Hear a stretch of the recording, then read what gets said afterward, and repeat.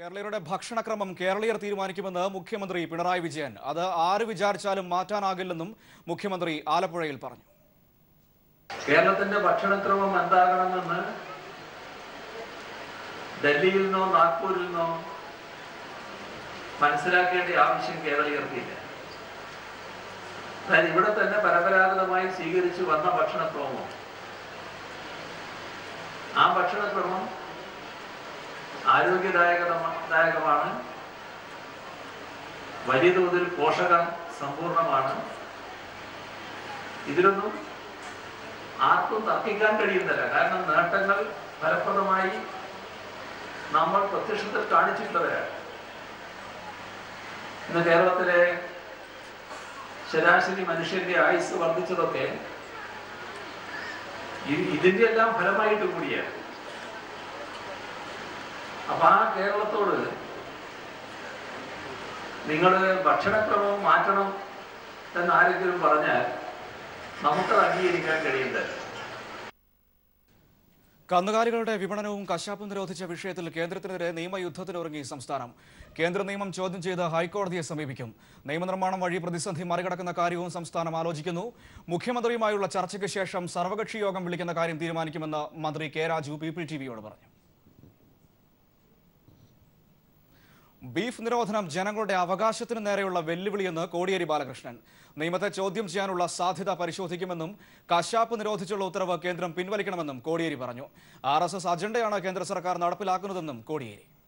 സംസ്ഥാന ഗവൺമെൻറ്റുമായി ആലോചിച്ചുകൊണ്ടല്ല ഇങ്ങനൊരു തീരുമാനമെടുത്തത്. കേരളത്തെ ഇത് വളരെ പ്രതികൂലമായി ബാധിക്കും.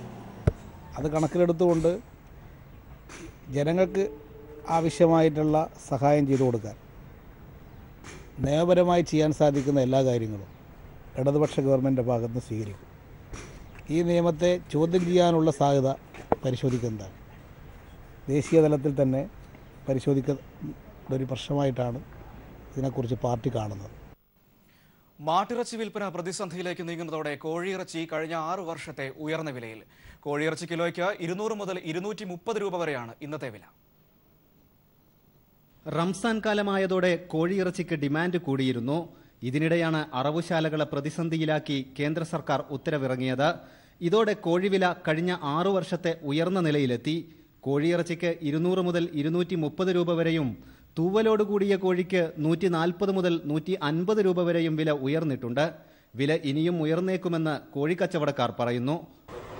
ബീഫിന്റെ ആശങ്ക തീർച്ചയായിട്ടും ബാധിക്കും, നല്ല എഫക്റ്റ് ചെയ്യും. കാരണം എന്താ വെച്ചാൽ ബീഫ് നിന്ന് കഴിഞ്ഞിട്ടുണ്ടെങ്കിൽ ചിക്കനും മട്ടനും മീനും എല്ലാ സാധനവും വില കൂടുകയും ചെയ്യും. പിന്നെ ബീഫിന് വില കൂടി, ബീഫിന് ആവശ്യം വരുന്ന ബീഫ് കിട്ടേണ്ടവരാ, അപ്പോഴും കോഴിക്ക് വില കൂടും. ഫെബ്രുവരി മാർച്ച് മാസങ്ങളിൽ കോഴിവില 8 വർഷത്തെ കുറഞ്ഞ നിരക്കിലെത്തിയിരുന്നു. ജലക്ഷാമം രൂക്ഷമായതോടെ ഫാമുകൾ അടഞ്ഞതും വിലവർധനവിന് കാരണമായി. KT Salih, Malappuram. സൈന്യത്തിനെതിരെ താൻ ഒന്നും പറഞ്ഞിട്ടില്ലെന്ന് കോടിയേരി ബാലകൃഷ്ണൻ. താൻ പറഞ്ഞത് പട്ടാള നിയമത്തിനെതിരാണെന്നും ആ നിലപാടിൽ ഉറച്ചു നിൽക്കുന്നുവെന്നും കോടിയേരി പറഞ്ഞു. പ്രസംഗത്തെ ദുർവ്യാഖ്യാനിക്കുന്നതാണ്. പട്ടാളത്തിനെതിരായിട്ടൊരു പ്രസ്താവനയും ഞാൻ നടത്തിയിട്ടില്ല, പ്രസംഗത്തിൽ പരാമർശിച്ചിട്ടില്ല. പട്ടാളം നമ്മുടെ രാജ്യസുരക്ഷയ്ക്ക് വേണ്ടി ജീവത്യാഗം ചെയ്യുന്ന ഒരു സേനയാണ് നമ്മുടെ രാജ്യത്തിൻ്റെ സേന. അത് നമുക്കെല്ലാം അഭിമാനമുള്ളൊരു കാര്യമാണ്. എന്നാൽ വിവിധ പ്രദേശത്ത് നടപ്പിലാക്കുകയും ആ നിയമം ദുരുപയോഗം ചെയ്യുന്നതിനെതിരായിട്ടാണ് ഞാൻ ശക്തമായിട്ട് പ്രതികരിച്ചത്. അബ്സബ നടപ്പാക്കിനെതിരായിട്ടാണ് ഞാൻ പ്രതികരണം നടത്തിയിട്ടുള്ളത്. അതേസമയം പശുക്കളെ കടത്തിയെന്നാരോപിച്ച് ഭുവനേശ്വറിൽ കന്നുകാലി കച്ചവടക്കാർക്ക് ക്രൂരമർദ്ദനം. മതിയായ രേഖകളുണ്ടായിട്ടും പശുക്കളെ കടത്തിയെന്നാരോപിച്ചായിരുന്നു സംഘപരിവാറിന്റെ ക്രൂരമർദ്ദനം. കൊച്ചുവേളി ഗുവാഹത്തി എക്സ്പ്രസ് ഭുവനേശ്വർ സ്റ്റേഷനിൽ എത്തിയപ്പോഴായിരുന്നു ഒരു കൂട്ടം സംഘപരിവാർ പ്രവർത്തകർ ഗോ സംരക്ഷകർ എന്ന പേരിൽ ട്രെയിൻ തടഞ്ഞു നിർത്തി ഡയറി ഫാം ജീവനക്കാരെ ആക്രമിച്ചത്. കന്നുകാലി കടത്തൽ നടത്തുന്നുണ്ടെന്ന വിവരം കിട്ടിയാണ് തങ്ങൾ വന്നതെന്നായിരുന്നു ഇവരുടെ അവകാശവാദം. ട്രെയിനിലെ പാഴ്സൽ കമ്പാർട്ട്മെന്റിൽ നിന്നും 20 പശുക്കളെ ഇവർ കണ്ടെത്തുകയും ചെയ്തു.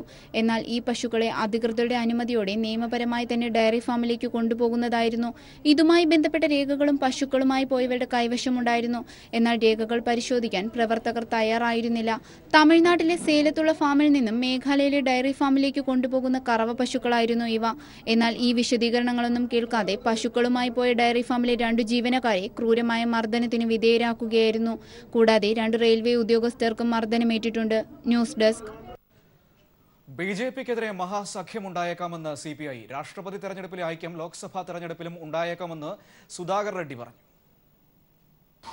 As a measure, as a broad platform which can fight against this type of onslaughts, masses should be moved. And I hope the other political parties in the country will respond to such a thing and make the people also to move. A meeting of the leaders of the national and regional political parties who are opposed to BJP will not bring such a confidence among the masses. This meeting of day before yesterday at Delhi is the beginning of such confidence building measures, and we hope this will continue in the future also. ഉത്തർപ്രദേശിലെ റാംപൂരിൽ പട്ടാപ്പകൽ ജനക്കൂട്ടത്തിന് നടുവിൽ വെച്ച് പെൺകുട്ടികൾക്ക് നേരെ ക്രൂരപീഡനം. 14 അംഗ യുവാക്കളുടെ സംഘമാണ് പെൺകുട്ടികളെ പീഡിപ്പിച്ചത്. ലൈംഗികാതിക്രമത്തിന്റെ ദൃശ്യങ്ങൾ മൊബൈലിൽ പകർത്തിയ യുവാക്കൾ സോഷ്യൽ മീഡിയയിൽ പ്രചരിപ്പിച്ചു. സ്ത്രീ സുരക്ഷയ്ക്കായി യോഗി ആദിത്യനാഥ് സർക്കാർ പ്രഖ്യാപിച്ച ആന്റി റോമിയോ സ്ക്വാഡിന്റെ പ്രവർത്തനം കാര്യക്ഷമമല്ലെന്ന വിമർശനങ്ങൾക്കിടെയാണ് വീണ്ടും ലൈംഗികാതിക്രമമുണ്ടായത്. ഉത്തർപ്രദേശിനെ ക്രിമിനൽ മുക്തമാക്കുമെന്ന് BJPക്ക് ഉറപ്പു നൽകാനാകില്ലെന്ന മന്ത്രി സുരേഷ് കുമാറിന്റെ പ്രസ്താവന വിവാദമായതിനു പിന്നാലെ മറ്റൊരു ക്രൂരപീഡനം കൂടി ഉത്തർപ്രദേശിലെ റാംപൂരിൽ അരങ്ങേറി. പട്ടാപ്പകൽ ജനക്കൂട്ടത്തിന് നടുവിൽ വച്ച് 2 പെൺകുട്ടികളെ 14 അംഗ യുവാക്കളുടെ സംഘം ലൈംഗിക അതിക്രമത്തിന് ഇരയാക്കി. ക്രൂരപീഡനത്തിന്റെ ദൃശ്യങ്ങൾ ഇവർ തന്നെ പകർത്തി പിന്നീട് സോഷ്യൽ മീഡിയയിൽ പ്രചരിപ്പിച്ചു. പെൺകുട്ടികൾ രക്ഷപ്പെടാൻ അലറി കരയുന്നതിനിടയിലും പരസ്പരം തമാശകൾ പറഞ്ഞ് പൊട്ടിച്ചിരിക്കുന്ന യുവാക്കളെയാണ് വീഡിയോയിൽ കാണുന്നത്.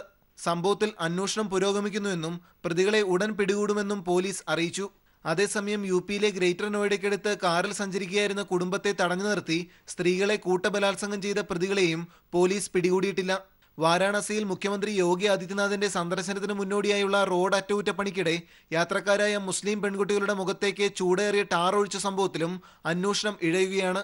സ്ത്രീ സുരക്ഷയ്ക്കായി യോഗി ആദിത്യനാഥ് സർക്കാർ ആന്റി റോമിയോ സ്ക്വാഡിനെ പ്രഖ്യാപിച്ചതിന് പിന്നാലെയും സ്ത്രീകൾക്ക് നേരെയുള്ള അതിക്രമം തുടർക്കഥയാവുകയാണ്. News bureau, Delhi. ഭോപ്പാലിൽ പ്രധാനമന്ത്രി നരേന്ദ്രമോദിയുടെ റാലിക്ക് ആളെ കൂട്ടിയത് ദിവസക്കൂലി നൽകി. റാലിക്കെത്തിയ 1.5 ലക്ഷത്തോളം പേർക്ക് 500 രൂപ വീതം ദിവസക്കൂലി നൽകിയത് സ്വച്ഛ് ഭാരത് ഫണ്ടിൽ നിന്ന്. റാലി വിജയിപ്പിക്കാൻ പൊതുഖജനാവിൽ നിന്നും പണം ചെലവഴിച്ചത് വിവാദമായിരിക്കുകയാണ്. ഈ മാസം 15-ന് നർമ്മദ നദിയുടെ ഉത്ഭവസ്ഥാനമായ അമർഗഡിലാണ് പ്രധാനമന്ത്രി നരേന്ദ്രമോദി പങ്കെടുത്ത വൻ റാലി സംഘടിപ്പിച്ചത്. പരിപാടി വിജയിപ്പിക്കാൻ മധ്യപ്രദേശ് സർക്കാർ ദിവസക്കൂലിക്ക് ആളെ ഇറക്കി. നർമ്മദ സേവായാത്ര എന്ന പേരിൽ നടത്തിയ റാലിക്ക് 33 ജില്ലകളിൽ നിന്നായി എത്തിയ 50,000-ഓളം പേർക്ക് ദിവസക്കൂലിയായി 500 രൂപ വീതമാണ് നൽകിയത്. സംസ്ഥാന ഗതാഗത വകുപ്പ് വിവിധ സ്ഥലങ്ങളിൽ നിന്നും ആളുകളെ എത്തിക്കാൻ സൗജന്യമായി ബസ് യാത്രയും ഏർപ്പാടാക്കി. ഇതിനായി 5300 ബസ്സുകൾ ഉപയോഗിച്ചു. ആളെ കൂട്ടാൻ ചിലവാക്കിയ ഭീമമായ തുക കണ്ടെത്തിയത് പൊതുഖജനാവിൽ നിന്ന്. സ്വച്ഛ് ഭാരത് ഫണ്ടിൽ നിന്ന് പണമെടുത്താണ് റാലിക്കെത്തിയവർക്ക് 500 രൂപ വീതം നൽകിയത്. ഔദ്യോഗിക രേഖകളിൽ പരിശീലന പരിപാടിയുടെ ഭാഗമായി പണം ചിലവഴിച്ചതെന്ന് രേഖപ്പെടുത്തുകയും ചെയ്തു. പരിപാടിക്ക് ആളെ കൂട്ടാൻ പൊതുഖജനാവിൽ നിന്നും കോടികൾ ചിലവഴിച്ചത് വിവാദമായിരിക്കുകയാണ്. ഇതിനെതിരെ നിയമ നടപടികളുമായി മുന്നോട്ടു പോകുമെന്ന് മധ്യപ്രദേശ് പ്രതിപക്ഷ നേതാവ് അജയ് സിംഗ് വ്യക്തമാക്കി. News bureau, Delhi. തിരികെ വാർത്തകളിലേക്ക്. കൃഷിക്ക് 2 രൂപ നിരക്കിൽ വൈദ്യുതി നൽകുമെന്ന് മന്ത്രി MM മണി പറഞ്ഞു. കണ്ണൂരിനെ സമ്പൂർണ്ണ വൈദ്യുതീകരണ ജില്ലയായി പ്രഖ്യാപിക്കുകയായിരുന്നു അദ്ദേഹം. CBSE 12ാം ക്ലാസ് പരീക്ഷാ ഫലം പ്രഖ്യാപിച്ചു. CBSEയുടെ വിവിധ സൈറ്റുകളിൽ റിസൾട്ട് ലഭിക്കും. CBSEയുടെ ചട്ടങ്ങൾക്കനുസരിച്ചുള്ള മോഡറേഷനാണ് നൽകുക എന്നും പ്രയാസമുള്ള ചോദ്യങ്ങൾക്ക് ഒരു പരിധിയിലേറെ മാർക്ക് മോഡറേഷനായി നൽകിയിട്ടില്ലെന്നും CBSE വ്യക്തമാക്കിയിട്ടുണ്ട്. രാജ്യത്ത് സിക്ക വൈറസിന്റെ സാന്നിധ്യം സ്ഥിരീകരിച്ചു. അഹമ്മദാബാദിൽ 3 പേർക്ക് വൈറസ് ബാധിച്ചതായി ലോകാരോഗ്യ സംഘടനയുടെ റിപ്പോർട്ട്. ഈഡിസ് കൊതുകുകളിലൂടെ പകരുന്ന സിക്ക വൈറസ് ഇന്ത്യയിലും സ്ഥിരീകരിച്ചതായാണ് ലോകാരോഗ്യ സംഘടനയുടെ റിപ്പോർട്ട്. അഹമ്മദാബാദിലെ BJ മെഡിക്കൽ കോളേജിൽ നടത്തിയ രക്തപരിശോധനയിലാണ് 3 പേർക്ക് രോഗം സ്ഥിരീകരിച്ചത്. ഇന്ത്യയിൽ ആദ്യമായാണ് സിക്ക വൈറസ് സാന്നിധ്യം കണ്ടെത്തുന്നതും. അഹമ്മദാബാദ് സ്വദേശികളായ 64-കാരനിലും 34-കാരിയിലും 22-കാരിയായ ഗർഭിണിയിലുമാണ് വൈറസ് ബാധ സ്ഥിരീകരിച്ചത്. ഡെങ്കിപ്പനിക്ക് സമാനമായ രോഗലക്ഷണങ്ങളാണ് വൈറസ് ബാധിതരിൽ പ്രകടമായത്. കടുത്ത പനി, തലവേദന, കൺപോളകൾക്ക് വീക്കം, ശരീരത്തിൽ ചുവന്ന പാടുകൾ, ചെങ്കണ്ണ തുടങ്ങിയവയാണ് രോഗലക്ഷണം. രോഗബാധിതനായ ഒരാളിൽ നിന്നും രക്തം സ്വീകരിക്കുന്നത് വഴിയും ലൈംഗിക ബന്ധത്തിൽ ഏർപ്പെടുന്നതിലൂടെയും രോഗാണു മറ്റൊരാളിലേക്ക് പകരാൻ ഇടയുണ്ട്. ഗർഭിണിയായ സ്ത്രീകളിൽ വൈറസ് ബാധിച്ചാൽ ഇത് ഗർഭസ്ഥ ശിശുവിനെയും ബാധിക്കും. കുട്ടിയുടെ തലയുടെ വളർച്ച അസാമാന്യമാംവിധം ചുരുങ്ങുകയും നാഡീവളർച്ച തകരാറിലാവുകയും ജനിതക വൈകല്യത്തിന് ഇടയാക്കുകയും ചെയ്യും. ബ്രസീലിലാണ് സിക്ക വൈറസ് രോഗബാധ ആദ്യമായി കണ്ടെത്തുന്നത്. ആഫ്രിക്കൻ രാജ്യങ്ങളിലാണ് രോഗം ഏറെയും ബാധിച്ചത്. News desk people TV. വരൾച്ചയെ അതിജീവിച്ച് സംസ്ഥാനത്തെ ഹൈടെക് പച്ചക്കറി ഗ്രാമമായ പാലക്കാട് എലവഞ്ചേരിയിലെ കർഷകർ മൾച്ചിംഗ് ഷീറ്റ് വിരിച്ചും ഡ്രിപ്പ് ഇറിഗേഷൻ വഴിയും നടത്തിയ പരീക്ഷണമാണ് വിജയം കണ്ടത്. കുഴൽക്കിണറുകൾ വരെ വറ്റിയതോടെ വാഹനങ്ങളിൽ പണം കൊടുത്ത് വെള്ളം എത്തിച്ച് നടത്തിയ കൃഷി നഷ്ടമാകില്ലെന്ന പ്രതീക്ഷയിലാണ് ഇവർ. 2 മാസം മുമ്പ് കേരളത്തിലെ ഹൈടെക് പച്ചക്കറി ഗ്രാമമായ പാലക്കാട് എലവഞ്ചേരിയിലെ കാഴ്ച ഇതായിരുന്നു. കടുത്ത വരൾച്ചയിൽ 115 ഏക്കർ സ്ഥലത്തെ പച്ചക്കറി കൃഷിയാണ് ഇവിടെ കരിഞ്ഞുണങ്ങി നശിച്ചത്. കൃഷി ജീവിതചര്യയാക്കിയ കർഷകർ പകച്ചു നിൽക്കുന്നതിനു പകരം പരീക്ഷണവും കഠിനാധ്വാനവും പുറത്തെടുത്തു. അതിന്റെ ഫലമാണ് പച്ചപുതച്ച ഈ തോട്ടങ്ങൾ. കുഴൽക്കിണറുകൾ വരെ വറ്റിവരണ്ടതോടെ വെള്ളം പണം കൊടുത്ത് വാങ്ങേണ്ടി വന്നെന്ന് കർഷകനായ പരമേശ്വരൻ പറഞ്ഞു. ബോർവെല്ലിൽ വെള്ളം നമുക്ക് കുറച്ച് കിട്ടും പറഞ്ഞിട്ടാണ് നമ്മൾ തുടങ്ങിയത്. അരമണിക്കൂർ കിട്ടും പറയണത് ബോർവെല്ലിൽ ഒന്നും ഇല്ലാതായി. മഴ പെയ്യാത്ത കാരണം നമ്മൾ വെള്ളം വേറെ ആരിൻ്റെ അടുത്താണ് ഉള്ളത് പറഞ്ഞാൽ ബോറിൽ നിന്ന് കാശ് കൊടുത്ത് ബേറലിന് കാശ് കൊടുത്ത് വാങ്ങിച്ചിട്ട് കൊണ്ടുവന്നിട്ടാണ് ഇവിടെ നിലനിർത്തിയിരിക്കുന്നത്. ഇപ്പോൾ ഈ കണ്ടീഷനിലാക്കിയിരിക്കുന്നത്. കിട്ടിയ വെള്ളം സംരക്ഷിക്കാനും കള ഒഴിവാക്കാനും മൾച്ചിംഗ് ഷീറ്റ് വിരിച്ചും ഡ്രിപ്പ് ഇറിഗേഷൻ നടപ്പാക്കിയും നടത്തിയ പരീക്ഷണവും വിജയം കണ്ടു.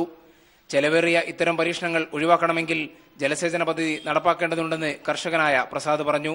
ബോർവെല്ല് അടിച്ചാൽ തന്നെ വെള്ളം കിട്ടാത്തൊരു പ്രദേശമായി മാറിക്കൊണ്ടിരിക്കുക. കുരിയാറുകുറ്റി കാരപ്പാറ അങ്ങനെയുള്ള ചെറിയ ജലസേചന മാർഗങ്ങൾ ഇങ്ങനെ എത്തിച്ചാൽ വരും വർഷങ്ങളിലെങ്കിലും ഈ ഹൈടെക് ഗ്രാമം ഉണങ്ങാതെ സംരക്ഷിക്കാൻ പറ്റുള്ളൂ. ആവശ്യത്തിന് പോലും വേനൽ മഴയെത്താത്തത് വിളവെടുപ്പ് വൈകിക്കുന്നുണ്ട്. എങ്കിലും ജൂൺ ആദ്യവാരത്തോടെ വിളവെടുപ്പ് ആരംഭിക്കാമെന്ന കണക്കുകൂട്ടലിലാണ് കർഷകർ. ക്യാമറാമാൻ അനിൽ കല്യാശ്ശേരിക്കൊപ്പം AK ലതീഷ്, പാലക്കാട്. മെയ് 30 കേരളത്തിൽ കാലവർഷം എത്തുമെന്ന് സംസ്ഥാന കാലാവസ്ഥാ നിരീക്ഷണ കേന്ദ്രം. തുടക്കം മുതൽ കനത്ത മഴ ലഭിക്കുമെന്നാണ് പ്രതീക്ഷ.